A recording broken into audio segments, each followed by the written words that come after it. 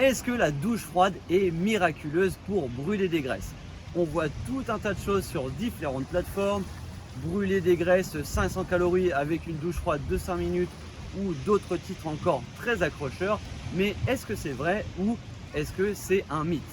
Salut le top 20, j'espère que vous allez bien. Bienvenue dans ce cadre carrément magnifique. Pour ceux qui ne me connaissent pas, je m'appelle Clément, je suis expert en remise en forme.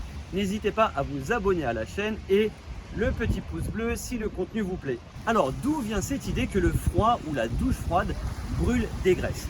Eh bien ça vient en fait de la propriété des tissus adipeux bruns. Vous avez deux types de cellules graisseuses, vous avez les cellules graisseuses blanches et les cellules graisseuses brunes. Et en fait vos cellules graisseuses brunes ont pour fonction de produire de la chaleur suite à deux stimulus différents, l'absorption de la nourriture et l'exposition au froid.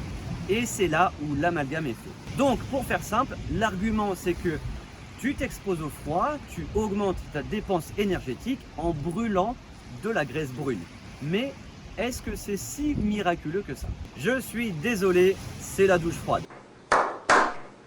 Petit jeu de mots, malheureusement ce n'est pas aussi génial que ça et pour plusieurs raisons. Première des raisons, c'est que tout le monde ne répond pas de la même façon à l'exposition au froid. L'activation des cellules graisseuses est vraiment très variable d'une personne à une autre. Donc par exemple, moi je vais m'exposer au froid, je vais beaucoup activer mes cellules brunes et toi par exemple, ça va quasiment rien faire. Deuxième des raisons, c'est que lorsqu'on est exposé au froid, on a tendance à manger davantage. Donc on va brûler plus parce qu'on est exposé au froid, mais on va manger plus. Donc en fait, ça va gommer ce qu'on a dépensé davantage. Troisième des raisons, c'est que toutes les études, quasiment toutes les études qui ont été réalisées à ce sujet, ont été réalisées sur des personnes exposées au froid pendant des heures. Et oui, tu as bien entendu, pendant des heures. Et le problème, c'est que c'est fortement désagréable. En deux, il faut rester exposé longtemps au froid, c'est pas donné à tout le monde. Et en 3, sur une étude, ils ont réalisé qu'il y avait une augmentation de 250 calories sur le métabolisme. Va marcher 30 minutes, c'est la même chose. Et en dernier, le corps s'adapte au froid. Qu'est-ce que ça veut dire? Ça veut dire qu'au fur et à mesure que tu vas t'exposer au froid, eh bien ton corps va brûler de moins en moins. Pour terminer cette vidéo, j'aimerais vous parler d'une étude qui a été réalisée au Minnesota, aux États-Unis.